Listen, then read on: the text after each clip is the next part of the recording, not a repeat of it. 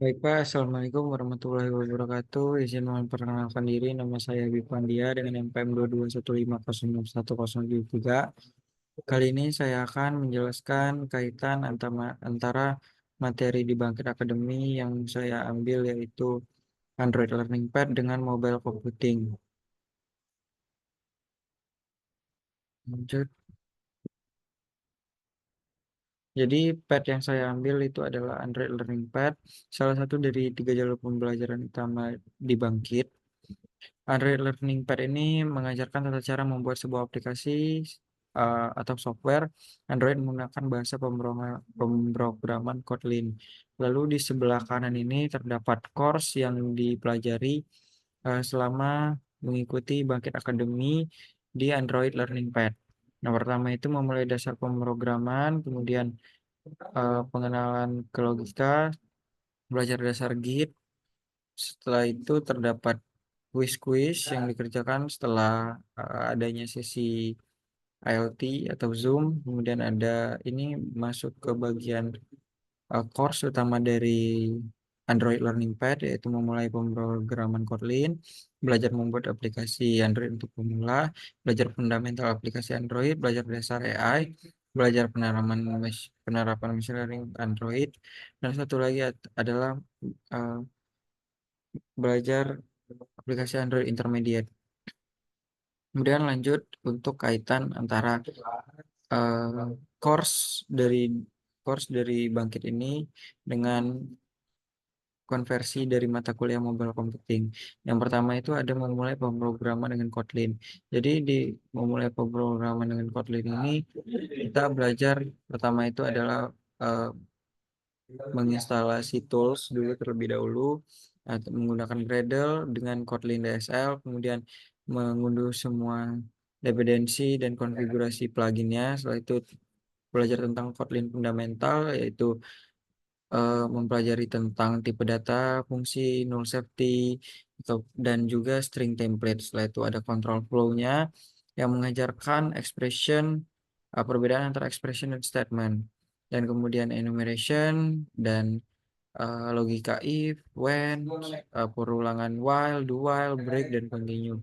Setelah itu ada uh, object oriented programming, Kotlin dari Kotlin itu sendiri. Yang pertama itu mempelajari tentang class Kotlin, property, fungsinya, ada inheritance, abstract class, interface, visibility modifier, dan overloading. Setelah itu ada special class and collection. Nah, itu merupakan pengolahan data dengan special class dan koleksi data di Kotlin secara sederhana. Kemudian ada functional programming yang dimana mempelajari tentang extension, lambda, high order function, recursion, collection operator, dan scope function. Belajar tentang berbagai function di dalam Kotlin itu sendiri. Setelah itu terdapat coroutines, yaitu dasar karekan eh, konkurensi, problematika, deadlock, live lock, dan solusi Kotlin coroutine. Setelah itu belajar membuat aplikasi Android untuk pemula. Jadi di belajar membuat aplikasi Android untuk pemula ini, yang pertama kita eh, disuruh untuk mendownload Android Studio. Karena Android Studio ini merupakan komponen utama untuk membuat sebuah aplikasi Android seperti itu. Kemudian belajar tentang Activity, mendesain UI, logika dasar di dalam activity, dan penggunaan save instance state. Setelah itu ada intent, menggunakan implicit dan explicit intent untuk navigasi antar activity dan activity ataupun aplikasi serta debugging. Jadi intent ini semacam sebuah transisi jika kita menekan suatu tombol ataupun ingin berpindah ke page yang lain seperti itu. Kemudian ada view dan view group. View dan view group ini mempelajari tentang mendesain sebuah UI dengan berbagai layout seperti constraint layout, linear layout, dan berbagai macamnya. Setelah itu ada style dan theme, itu menerapkan desain aplikasi lebih efisien dengan style dan theme. Setelah itu ada recycle view, itu menampilkan daftar data serta penggunaan glide untuk membuat gambar dari internet. Jadi di Android Studio itu terdapat uh, dependensi glide untuk memuat sebuah gambar itu dari internet. Dari sebuah URL akan ditampilkan di dalam sebuah aplikasi itu dalam bentuk gambar. Setelah itu belajar fundamental aplikasi Android. Jadi di belajar fundamental aplikasi Android ini mengajarkan tentang activity, intent, layout, dan recycle view itu lebih dalam. Setelah itu ada fragment. Fragment ini sama seperti activity, akan tetapi dia lebih fleksibel. Setelah itu ada navigation. Jadi navigation ini belajar tentang membuat navigation komponen, option menu, navigation drawer, bottom navigation, dan tab layout dengan view pager 2. Setelah itu ada background treat dan networking, yang mana mempelajari tentang proses asinkronus di background dan mengambil serta men-parsing data dari web API, yang mana ini merupakan seperti yang mana misalnya kita menggunakan sebuah API dan aplikasi di dalam aplikasi itu terdapat loading, namun dia tidak dapat dijalankan. Dan ketika kita menggunakan background thread ini, kita masih tetap menjalankan sebuah aplikasi tersebut walaupun dia loading loading screen seperti itu. Setelah itu ada Android Architecture Component, yaitu mengajarkan cara menggunakan view model dan live data untuk arsitektur aplikasi yang lebih terstruktur. Setelah itu ada studi kasus, yang mana di sini membangun sebuah aplikasi pencarian data dari web API dengan navigasi berbasis material design. Kemudian ada testing, menerapkan unit testing. Kemudian ada local data persistence, yaitu menyimpan data menggunakan file storage, data store, dan room database. Setelah itu ada background task scheduler, menjalankan tugas di background dengan alarm manager dan work manager, seperti itu.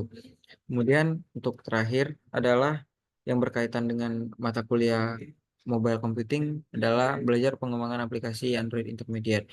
Ini adalah course terakhir yang wajib diselesaikan di Android Learning Pad. Yang pertama itu mempelajari tentang Advanced UI, yang mana mengajarkan meningkatkan pengalaman pengguna dengan custom view, widget, atau web view. Seperti itu. Setelah itu ada animation, yang mana kita belajar tentang membuat animasi menggunakan property animation dan motion layout. Itu ada localization dan accessibility, yang mana diajarkan mendukung multibahasa dan aksesibilitas bagi pengguna berkebutuhan khusus, seperti itu. Setelah itu ada service, menyalakan aksi di background menggunakan service. Setelah itu ada media, mengelola audio, video, gambar, mengunggahnya dengan multipart. Jadi kita bisa mengunggah sebuah audio, video maupun gambar di aplikasi Android kita dengan di course ini, seperti itu. Kita belajar lewat course ini. Setelah itu ada sebuah submission. Submission pertama di belajar pengembangan aplikasi Android Intermediate. Kemudian ada geolocation. Geolocation ini mempelajari tentang menggunakan Google Maps API, location service, dan geofence. Geofence untuk informasi berbasis lokasi, seperti itu. Jadi kita bisa menggunakan Google Maps API yang didukung oleh Google Cloud. Yang mana Google Maps API ini ada yang berbayar dan gratis. Setelah itu ada advanced testing, menguji aplikasi dengan tes double, idling resource, dan mock web server. Setelah itu ada advanced database menggunakan TDD dan tes double untuk menguji arsitektur komponen. Kemudian menggunakan Firebase. Menggunakan authentication, real-time database, dan Firebase Cloud Messaging. Yang mana jika kita menggunakan Firebase, kita akan mendapatkan API, yang mana ketika kita sudah mendapat API, kita mengembed atau um, membuat sebuah file yang akan memanggil API dari Firebase ini tersebut. Setelah itu, ini adalah project capstone dari tim saya. Yang di atas ini merupakan GitHub dari capstone projectnya. Setelah itu di bawah ini adalah YouTube-nya. Setelah itu di sini terdapat final transcript yang diberikan Bangkit. Di sini terdapat sertifikat sertifikat karena telah menyelesaikan dari Bangkit itu sendiri, khususnya di mobile development. Setelah itu di sini terdapat sertifikat-sertifikat di coding yang merupakan course utama dari yang diberikan oleh Bangkit untuk learning pad Android.